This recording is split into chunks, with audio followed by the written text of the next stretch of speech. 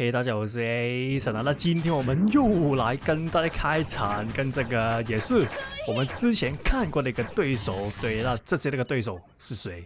那其實就是那個眾所周知的拔線專家富士咕嚕。對，因為根據我上次，因為大家如果記得的話，實況主挑戰周最後一集那個主角就是他。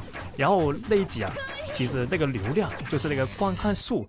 老實說，真的不錯，是在我的那個頻道裡面名列前茅的一個播放數。所以的話，基本上我就可以很肯定一點，就是大家其實真的很喜歡看這一類的比賽。那這次就滿足一下大家的想看的東西，因為好像都很久沒有類似這種打類似實況主的比賽或者是特別的比賽吧。那這次就來跟大家開場，跟這個應該是實況主玩家拔線專家富士咕嚕打的這一場比賽。對，那打富士咕嚕大家也知道很卡，它是它一個很大的特點，還有這個拔線。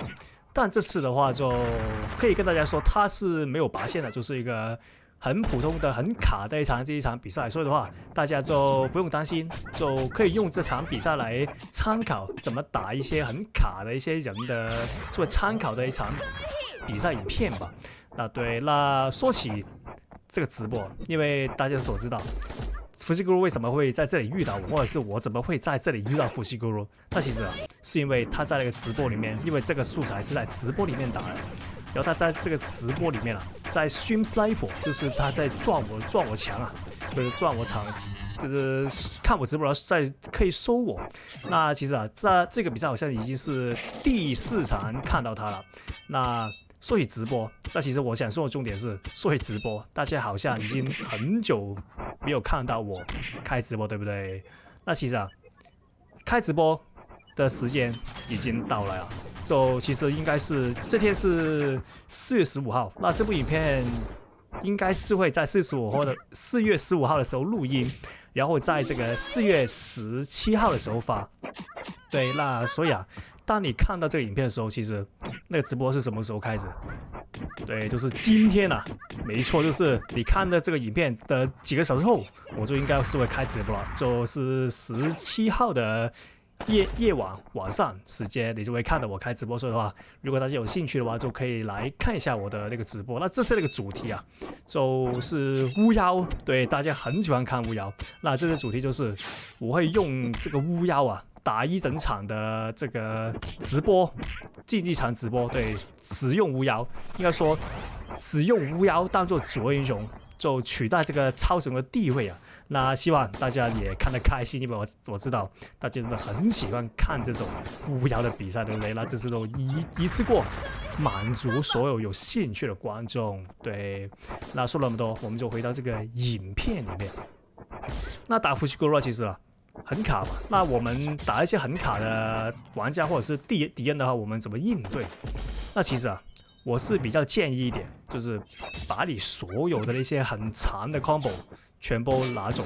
什麼意思？就是例如說我的黑毛 combo 就是很長的 combo， 那我就基本上我就不再推薦就用這種很長的 combo 來打它，因為很卡的玩家有一個重點，就是你的 combo 越長的話，你的失敗率就會根據它卡的程度来失敗，來增加那個失敗的幾率所以的話，我是怎麼應對？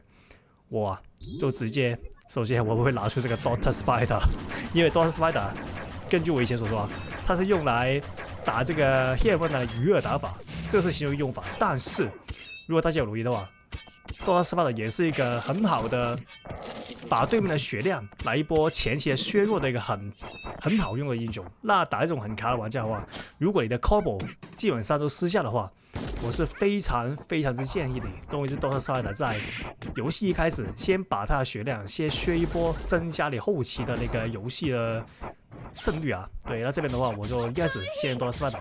好 ，OK， 那来到这个游戏的中期了，技能阶段快到了，那我的 SD。這樣的話，其實就代表技能階段已經進入了，因為我通常會看我的插手 SD 來判斷現在我的技能怎麼樣。那這邊的抓到，那直接給他短的黑毛 combo。OK， 那這邊的話可惜，那別急那他這邊失手了。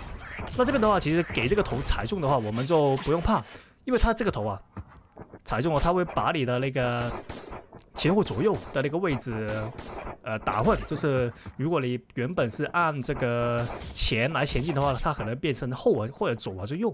那我們中了個頭之後，別慌，立馬找出那個最快的按鈕，能跳下去掉落去的按鈕。對，就是哪個方向最接近掉去，你就快點找到那個按鈕，然後不停按那個按鈕，直接跳下去，不要讓它有機會抓到你。對，那個就是面對剛才那個頭盔的那個最好的做法。對我來說，我這邊呢直接用頭盔。哎呦，可惜。那因為它2-0加上它 CD 非常的快，那我們就給它拿下第3局。那來到第4局也是一開始，先用 Dota Spike 把它血量先壓一波下來。那我們就 OK， 這邊就不錯，壓到1/5差不多。那這邊就乘勝追擊啊！哎呦，可惜啊。那這邊呢，打巫妖要做的是把它所有的那個攻擊防下來。被一個巫妖打中其實是非常麻煩的一件事。OK， 哎呦，這邊呢，如果你擋不了，像我一樣，直接換這個對角 ，OK， 然後直接反擊，不錯。那這邊就可以把他那個節奏打斷了。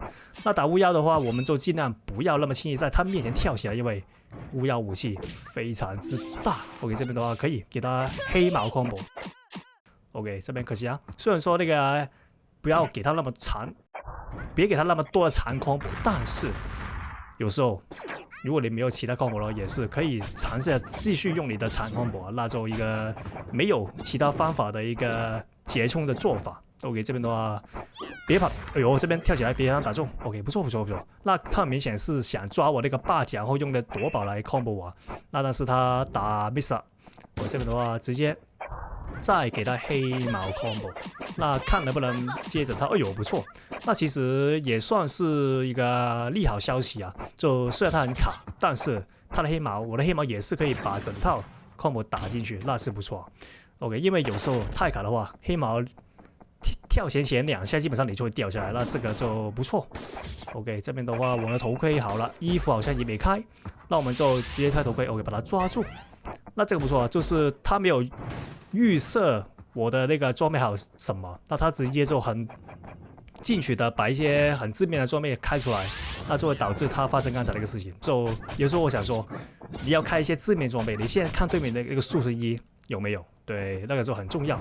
那我們的血量就歸零了，那但是我們別怕，那這邊別撿裝備啊，因為撿就會被他打到。我這邊的話，我們還有 SD， 那這邊他的血量其實也跟我一樣歸零了，那我們就找個機會開了一個夢魘 SD 把它收掉。OK， 那應該完結了。